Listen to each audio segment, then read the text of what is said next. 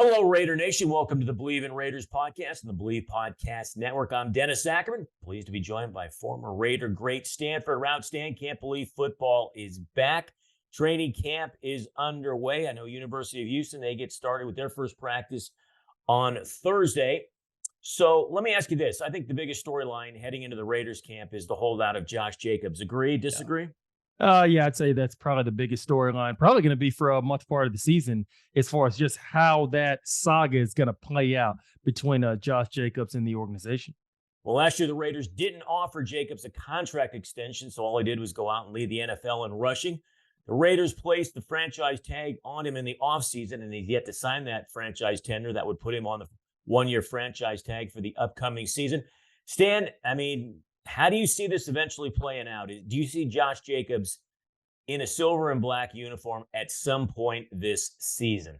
Oh, well, he better be in a silver and black uniform at some point this season, just because the way the rules are set up, you don't really gain much by sitting out. And when I say sitting out, I mean actually missing games. Now, if I'm Josh Jacobs, if I'm his friend, if I'm his confidant, if I'm his homeboy, if I'm his agent, yeah, go ahead, sit out of training camp.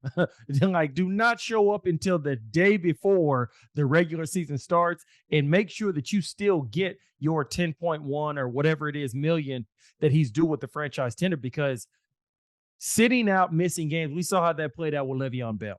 And the way that the rules are set up, you have to play on the 1-year franchise tender after the July 17th deadline passes. So there is no, I'm going to sit out because I want to go and try to strong arm the team and to give me a long-term deal. The rules won't let you get a long-term deal until after the season is over with. So you have to play on the 1-year deal, or you just won't play at all. And I get it. He definitely deserves a hell of a lot more than just the franchise tender, but 10.1 million is still nothing to sneeze at, especially with it being in where? Nevada. There's no state income tax. It's not the same as it was back in the Bay Area in California, where state income tax is almost 13%. So that would be my advice to him. Go ahead. Don't show up all at training camp. Show up the day before the regular season starts. Maybe you play, maybe you don't. If you don't feel up to it, you know what? Say you got a hamstring. Say you got a back. But make sure that you are there, sign that tender, and you are there to get that full 10.1 some odd million. And we all know, Stan, with the new collective bargaining agreement that went in place a couple of years ago, he's not fined for not being there because the franchise tag was put on him. So, hey, he's not losing any money not showing up for training camp. All right, I want to get to more of that. I have a few more questions about this running back situation and Josh Jacobs as well, but let's get our promo read in here. And BetOnline is your number one source for all your betting needs. Get the latest odds, lines, and matchup reports for baseball, boxing, golf, and much more. BetOnline continues to be the fastest and easiest way to place your wagers, including live betting and your favorite casino and card games available to play right from your phone. Head to the website or use your mobile device to sign up today and get in on the action. Remember to use the promo code BELIEVE for your 50% welcome bonus on your first deposit. Bet online, where the game starts. All right, Stan, I want to continue this conversation now. Most running backs don't get a second contract these days. There are the exceptions like Christian McCaffrey, but most teams will move on from a back following their first deal. Now, the Raiders, Stan, drafted Zamir White last year. We all know they were very high on him heading into the season, but he really couldn't get on the field because Jacobs was so good. I think he rushed for about 70 yards on maybe 15, 16 carries, whatever it was, minimal action. So, Stan, with the running back position, I think the thought process is, okay, next man up. We can always just fill in the position. How confident do you think the Raiders are, their brass? And how about you as well, Stan, that Zamir White could step in? And I know he's no Josh Jacobs, but how well do you think he could do? Because like I said, the running back position, we look at it, okay, next man up. Let's see what he can do. So, okay, so go ahead and make sure you specify what exactly is your question that you're asking. How confident do you think the Raiders brass is, and you, Stan, that Zamir White could step in and be a productive running back if we did not see Josh Jacobs on the field in 2023? Being a productive running back or replacing Josh Jacobs? Both.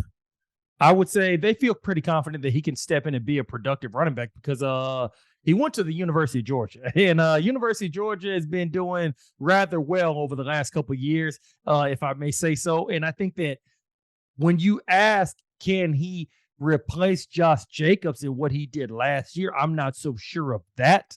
But can he be a productive back?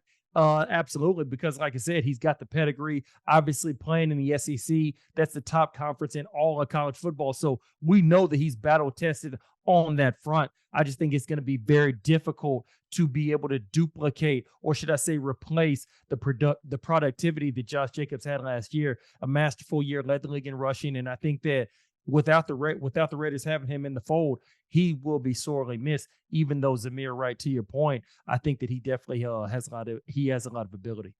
Stan, let me ask you this. When and how did we get here with this running back position when we began to devalue it? You say when and how do we get to this position? Yeah, I mean, looking at DA, you got to this position when y'all started giving quarterbacks 40, 50 million a year that are not Aaron Rodgers, Tom Brady, Pat Mahomes, or any other elite level quarterback. That's how you got to this position, because that eats up so much of the cap. Obviously, now it's, guess what? Is it a running league or a passing league, DA?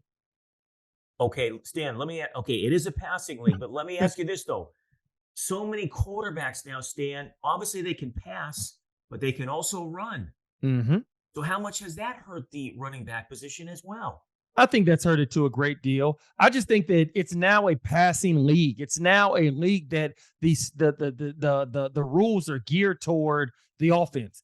You can barely touch the receiver. Now, you remember back in the days when Ronnie Lott and people like that, Lester Hayes, were roaming the secondary. Now you get kicked out of the league for some of the hits that Ronnie Lott was putting on people, as far as just being simply physical, or the John Lynches of the world, the Brian Dawkins of the world. You simply would be kicked out of the league.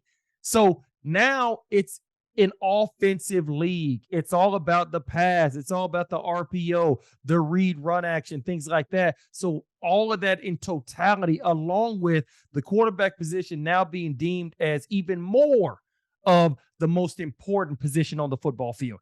And now quarterbacks, I mean, if you exhibit a beating pulse, DA, if you exhibit a beating pulse as the starting quarterback for the team that drafted you, you're going to get at least $40 million a year. So you're going to take up a lot of the cap. That's number one. And because it's about the pass, think about it. What are the top 4 positions that are paid the quickest and the highest right now? Quarterback. The person that throws the ball, Catches it. the person that catches the ball, The person that protects it on the left side. the person that protects the guy who throws the ball. On the defense side of the ball, the person that can pressure the guy that throws the ball. And then, there's that one position, I forget the name of it. They have to cover the guy who catches the ball. Those are the top positions that are being paid, because it's all about the pass. So when you factor all of that in, it's not completely daunting that the running back position has been devalued. Now, I definitely think it's being devalued much more than it should, because when you look at teams in the playoffs, you look at the Super Bowl, you still got to be able to run the ball. You still got to be able to ice the game. You still got to be able to pick up those tough yards, 3rd and 3, pick up that first down at a crucial point within the game. I just think that in totality, that's what's come of it. And I think that the more and more that the growing sentiment is, I need to have a franchise quarterback to be able to win a Super Bowl or to be able to contend for one, when you and I both know it's only about 8 of them on the planet, but many teams will try to anoint somebody as their franchise quarterback, and they're not worth a damn. So when you factor all that in, it's not completely flabbergastingly confusing as to why the running back position has been devalued to where it is. Yeah, I wonder how much analytics plays into it as well, Stan. And then I kind of go back to the late 90s, early 2000s of all those Denver Bronco teams and Mike Shanahan. It seemed like, Mike Shanahan, whoever he plugged Landis in, Gary, right? Mike Anderson, right. Clinton Portis, Yes. Terrell Davis, on and on. Tatum and on. Bell. Yes, Stan, exactly. You named them all. Absolutely, 100%. So, Stan, let me ask you this. You're a defensive coach at the University of Houston. How does your staff view the running back position? Is the running back by committee, or what do you guys do? Oh, I mean, it's just simply just, I think that in totality, I think just in all of college football, a lot of times teams are looking at just more so from a committee standpoint. And I'm talking about just like throughout the entire landscape of college football. And I think that obviously you still have your stud running backs, but with the RPO, the read option, all the zone read, all of that, it's just so much more effective to have 2 to 3 guys. One guy could be a change of pace, one guy's a bruiser, to have more of a committee. That's just something that you're seeing pretty much every team within the landscape of college football, NFL, even high school that are taking on that type of mindset. All right, I wanted to go to the other side of the ball now. And Stan, the Raiders recently signed cornerback Marcus Peters. It's reportedly a 1-year deal. He spent last year with the Baltimore Ravens. He's an Oakland native. He burst onto the scene with the Kansas City Chiefs, earning Defensive Player of the Year honors. Stan, your thoughts on this signing? I mean, we are desperately need some help on that side of the football at that position. Well, I'll tell you what is one thing that the Raiders secondary has struggled to be able to acquire over the last several years? Dan, I think they have a combined 12 interceptions in the last 2 seasons. What is Marcus Peters' greatest attribute? He is a ball hawk early in his career. Early in his career, Stan, he was a ball hawk, no doubt about Yes, it. yes. At No, 30, at 30, I'm asking you, how much does a guy like that have left in the tank, do you think? I think he still can be a productive starter. Maybe not a Pro Bowl level player. Maybe obviously not an All Pro. And like I said, I would love to be pleasantly surprised and proved wrong.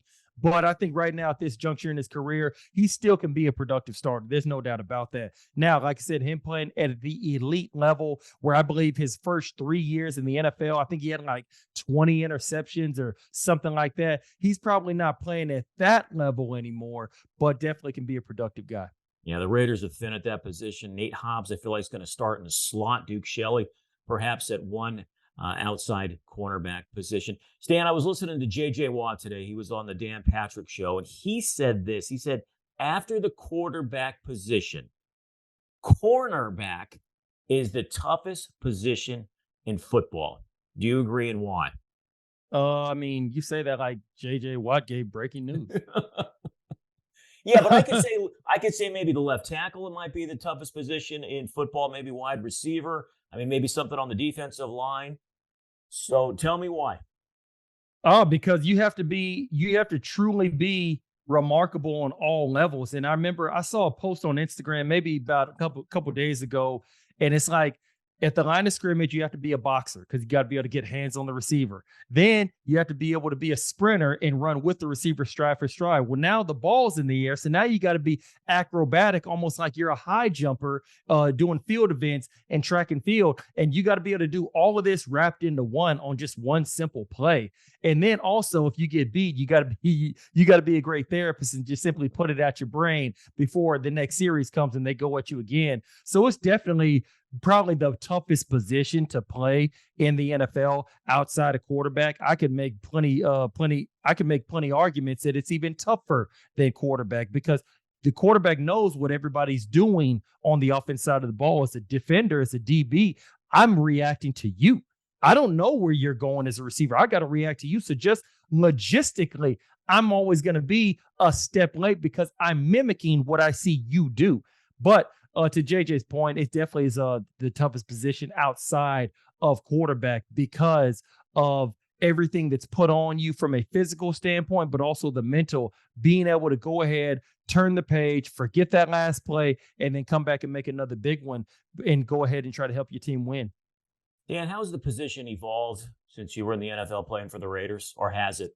Oh, it definitely has. And I think that it's all about the explosion of the spread offense. Because what happens is, and even back when I was coaching high school ball, because everybody's running 4 and 5 Y, well, you don't really have 4 or 5 DBs that can cover man to man. So what's your next bet? Your next best bet, go to zone coverage. So what happens is kids are playing a lot more zone coverage, middle school, high school, college. And then what happens, they get to the NFL and they've been playing predominantly zone throughout high school and college. Well, now all of a sudden it's a big third down play in, let's say, week 8, the middle of November, to try to go ahead and ice a game on 3rd and 7. And they look like a fish out of water because they've been playing a lot of zone. So it's evolved to the point of you can't touch the receiver like you used to. Obviously, the rules are geared simply just to the offense side of the ball. It's a landslide. And now with receivers running more and more routes that you don't really see on the proverbial route tree. Like you remember that game last year with the Indianapolis Colts and the Minnesota Vikings, where the Colts were up, I think 30-3, and somehow, someway, Minnesota comes back. And there was a touchdown that Justin Jefferson ran, and it was a great route on Stephon Gilmore, one of the best to ever do it. And Justin Jefferson ran a pivot, but he faked the pivot and then flew back out. And it's just little routes like that, little nuances that as a DB, you got to cover that. And it's so difficult. And so it's evolved because of the offenses are evolving. Now you're seeing guys that are running routes that look like you drew them up in the dirt. It's like sandlot football, except it's being played on an NFL stadium. So as a DB, it definitely is harder now than ever to play the position at a high level. Dan, I want to go back to the running back position just for a moment. If you had a good running back on your team, University of Houston, and he came up to you and said, Coach, I need your advice. I'm not sure if I could play at the next level at running back, and I want to switch to wide receiver because I think I got a better chance at a longer career in the NFL. What would you tell him, Stan? I would tell him to give it some serious thought. I mean, obviously, if he has the ability to play receiver, then it would be a smooth transition. But I'm of the mindset that I think you have to own your own destiny. You have to be very intentional. And I look at guys like Christian McCaffrey. Christian McCaffrey is the highest paid running back in the NFL because Christian McCaffrey is very versatile. He's a good running back, obviously, but you know what? He can catch the ball out the backfield. You can line him up, have him go ahead and create a mismatch versus a linebacker or even a safety. Derrick Henry, obviously, he's been paid not probably as much as he would want to, but he's been paid handsomely. And he, just like his name on Instagram, King of Mammals. He's 6'4", 240, and runs a 4.4. And I think that when you see certain guys, like I look at Ezekiel Elliott, and everybody got on him about holding out before Dak got his deal way back in I think 2019, and you clearly see why he did it because he knew, man, if I go ahead and I just let my contract run out, they're gonna pick up my 5th year. They can franchise me for 2 more. I'll be going into year 8 before I can actually hit free agency and get a long-term deal. And obviously, he wanted to make sure that he got that when he knew he was at his highest to be able to get it, because you go ahead and try to wait it out and do the right thing. You see what's happening right now, Saquon Barkley. You see what's happening with Josh Jacobs. Obviously, with Tony Pollard, he broke his leg, or should I say broke his foot in that playoff game against the 49ers. So he was happy to sign that franchise tender. And I think that I just think that when you really look at it in totality, yeah, you can go to receiver, but if you're not somebody that can create separation, if you're not somebody that can go out there and be a top guy, you'll be facing the same battles, maybe not from being devalued from your position. You just may not be thought of highly of in your position to receive a big payday. So I think that there's certain parameters, there's certain pitfalls, and no matter what choice you make, but I definitely can see that right now, especially like in high school, kids are gravitating more toward that wide receiver position than they are running back, simply because they see the contracts that the Tariq Hills are getting paid. They see the Devontae Adams of the world. Who knows what Justin Jefferson and Jamar Chase are going to get when their time is up. So that you're definitely seeing a lot more kids that are gravitating to the receiver position, even as early as middle school and high school. Final topic, Stan. Give me your one storyline, whether it's the Raiders or in the entire NFL, that you're watching closely during I training would camp. probably go with the New York Jets. Everybody's been throwing bouquets of flowers at them all off season. Obviously, they had a good year last year on the defense side of the ball. What did they finish? 7-10. I think they lost like their last 6 games or something like that. So everybody believes, okay, you know what? They're a quarterback away. Okay. You got your quarterback, Aaron Rodgers, Hall of Famer, no doubt about that. My draft class, so I ride with him. But it's not always the same to duplicate that great defense, because now offensive coordinators are in the lab. They're in the dark room every day looking at your defense, trying to figure out, okay, how do they play the scheme they play? What are the holes? How can I attack them? And I think that with so many expectations that have been now placed on the New York Jets, being thought of as a Super Bowl contender, most of the time, not always, most of the time, you look at teams that have a lot of hype coming in, and it's not based on last year's performance. Everybody's got a lot of expectations of the Chiefs because they won the Super Bowl last year.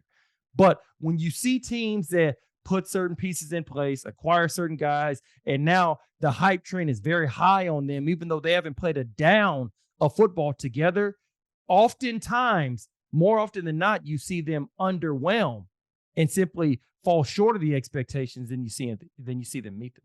Yeah, the Raiders will get a firsthand look at the Jets at home. I believe that game is November the 12th, and it might Yeah. even be Sunday night. It might be an NBC game. I'm going to stay closer to home, Stan. I'm going to go with Hunter Renfrow. And, he admitted recently he was miserable last year. I mean, his role was smaller than Yeah. injuries forced him. I think he missed 7 games. He had Yep. maybe 35 catches. I'm looking for him to bounce back. I mean, 2 years ago, Stan, I would make the argument he was one of the top wide receivers in our game. I mean, Absolutely. 103 receptions, over 1,000 yards, and then 9 touchdowns. There's been trade rumors swirling him around him. So I'm hoping that, he can have a big bounce back year. I know they selected the slot receiver, Trey Tucker. They brought in DeAndre Carter and Philip Dorsett in free agency for a reason. But Stan, I mean, 2 years ago, this guy was Mr. Third Down, first in Renfro. Didn't we call him that? Yep. That's what we called him. We did. So, Stan, let me ask you this, and I wonder about this sometimes, and I think about Bill Belichick, and I even go back to Don Shula. How those guys always would adjust to the talent that they had on their roster. And sometimes I feel like coaches will, this is what my philosophy is, and my players are going to adjust to that.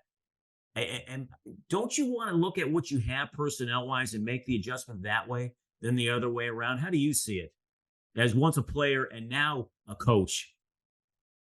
Say that one more time. I want to make sure I heard you correctly. So I look at guys like Bill Belichick, and I'm going to go back as far as Don Shula. They will adjust to what their roster says, what they ever have. Yes. That's how they will game plan. I mean, you look at Miami, they were a running team. Dan Marino gets there, all of a sudden they're a pass-happy team.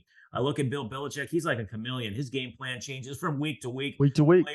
Player to player. So I'm wondering, Josh McDaniels comes in and says, okay, everybody, you're going to adjust to my scheme. You're going to do things my way. I felt like instead of him looking at my roster, what are my strengths, what are my weaknesses, when Hunter Renfrow was one of your strengths, but then last year he had such a down year.